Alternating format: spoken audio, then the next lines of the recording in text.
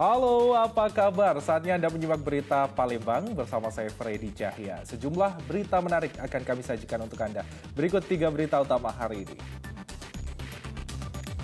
Gubernur Sumatera Selatan datangi kediaman orang tua korban kekerasan yang terjadi di Pondok Pesantren Gontor di Jawa Timur untuk berbela sungkawa.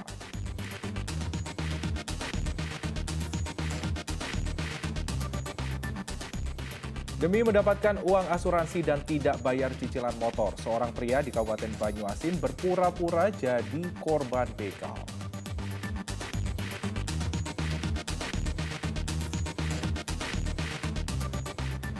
Tenaga kesehatan di Kabupaten Ogan Komering Ulu mendapatkan suntik vaksin booster kedua atau dosis keempat vaksin COVID-19.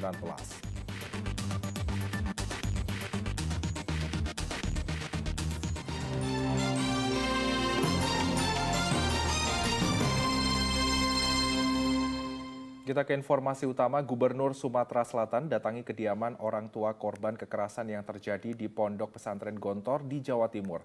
Gubernur datang untuk menyampaikan rasa duka dan menawarkan bantuan dan pendampingan hukum.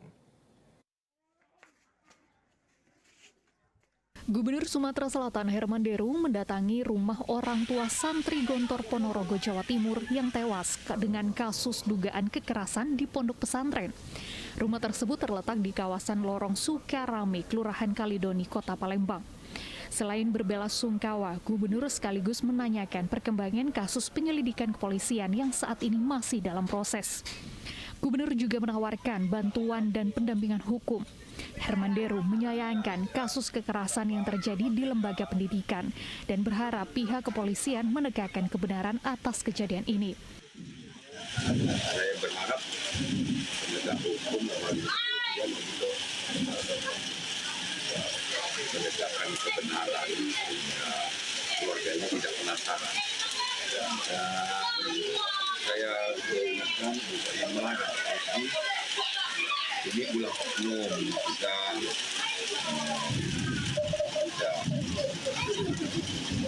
serta-merta mempersalahkan Gontornya, tidak. Gontor itu adalah lembaga pendidikan yang tentu tujuannya baik. Sementara itu, keluarga korban AM berterima kasih atas dukungan dari Gubernur atas musibah yang dialami pihak keluarga. Yanur Ihrom melaporkan dari Kota Palembang. Ya, demi mendapatkan uang asuransi dan tidak lagi membayar cicilan motor, seorang pria di Kabupaten Banyuasin membuat laporan palsu pada pihak kepolisian. Namun sayang, modusnya terbongkar saat melakukan olah tempat kejadian. Seorang pria bernama Armi Pasi di Kabupaten Banyuasin membuat laporan palsu pada pihak kepolisian. Ia mengaku sebagai korban begal di kawasan Desa Talang Buluh, Banyuasin.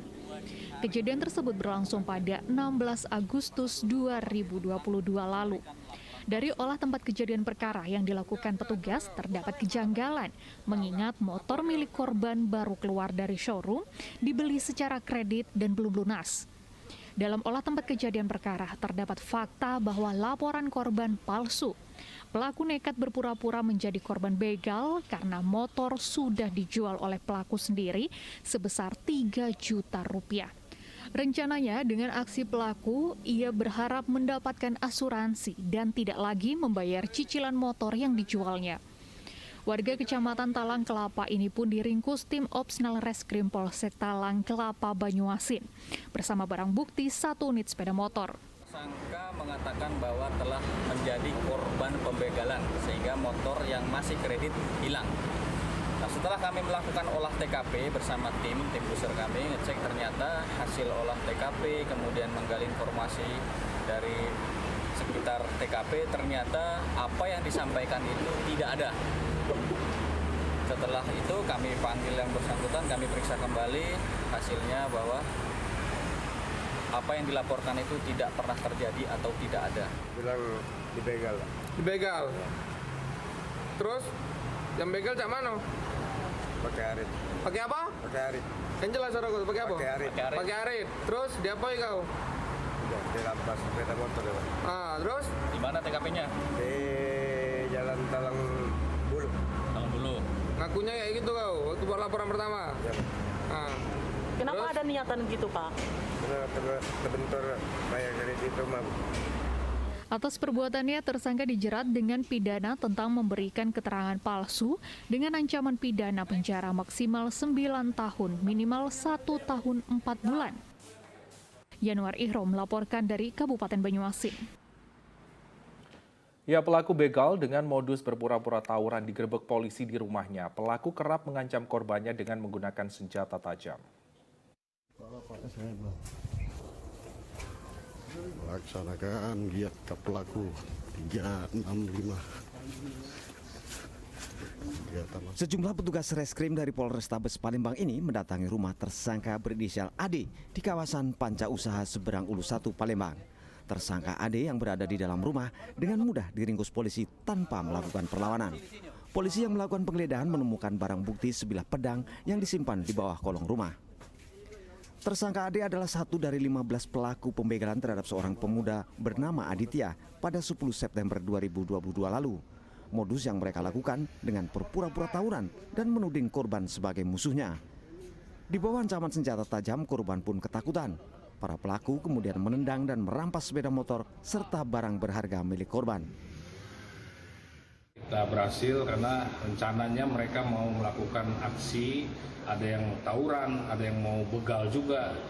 Karena kita alhamdulillah juga mengamankan ada pedang, ada gear motor, ada beberapa alat-alat yang memang sajam kita amankan dan kita proses sesuai dengan nanti aturan perundang-undangan yang berlaku. Dari ke-16 orang tersangka yang ditangkap polisi, 11 orang diantaranya masih berusia remaja.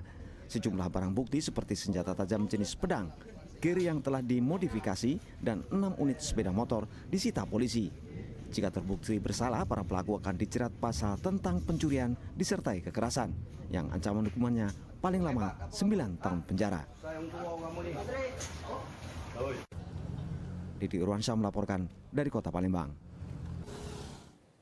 Pasca kenaikan harga bahan bakar minyak, harga beras naik Rp10.000 di Kota Palembang. Sedangkan harga kebutuhan pokok lainnya masih stabil.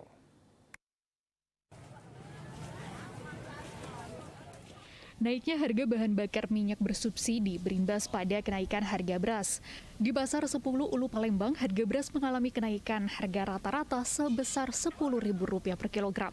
Sedangkan harga kebutuhan pokok yang lain masih cenderung stabil.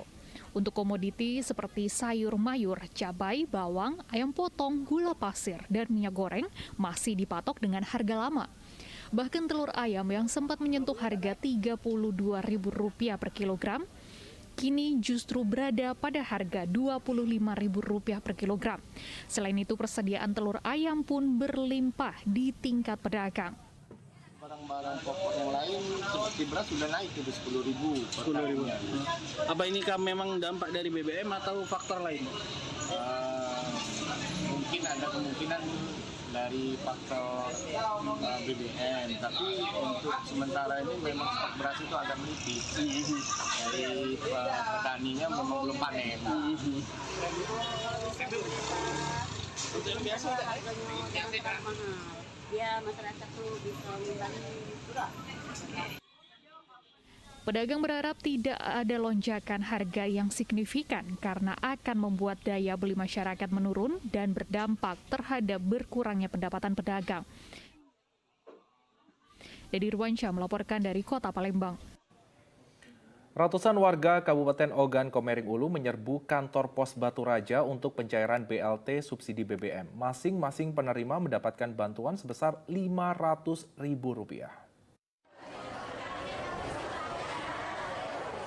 Kantor pos Kota Batu Raja didatangi ratusan warga Kabupaten Ogan Komering Ulu pada Senin pagi. Mereka datang bermaksud mencairkan bantuan langsung tunai bahan bakar minyak dan bantuan langsung tunai untuk bantuan pangan non-tunai dari pemerintah. Mereka datang dari berbagai desa yang ada di Kabupaten Ogan Komering Ulu. Membludaknya warga yang datang membuat petugas terpaksa membatasi jumlah warga yang akan masuk. Langkah ini dilakukan untuk menghindari terjadinya kerumunan di dalam kantor pos. Warga penerima BLT BBM dan BLT BPNT masing-masing mendapatkan bantuan sebesar Rp500.000. 150 itu untuk BBM minyak ya. Yang 200 itu ini apa? Sembako. sembako ya? Yang 150 itu dapat 2 kali ya, jadi 300. Yang sembako itu 200. Kalau BPNT itu emang rutin dapatnya Bu ya? Kalau BNT ini? Bukan BPNT yang sembako? Yang sembako, ya tiap bulan beras biasanya. Berdasarkan data, ada 87.000 warga Ogan Komering Ulu menerima BLT BBM dari pemerintah. Meski demikian, warga masih berharap pemerintah dapat kembali menurunkan harga BBM bersubsidi karena naiknya harga BBM berdampak luas di seluruh sektor kehidupan, termasuk harga kebutuhan pokok yang mulai merangkak naik. Dedy Irwansyah melaporkan dari Kabupaten Ogan Komering Ulu.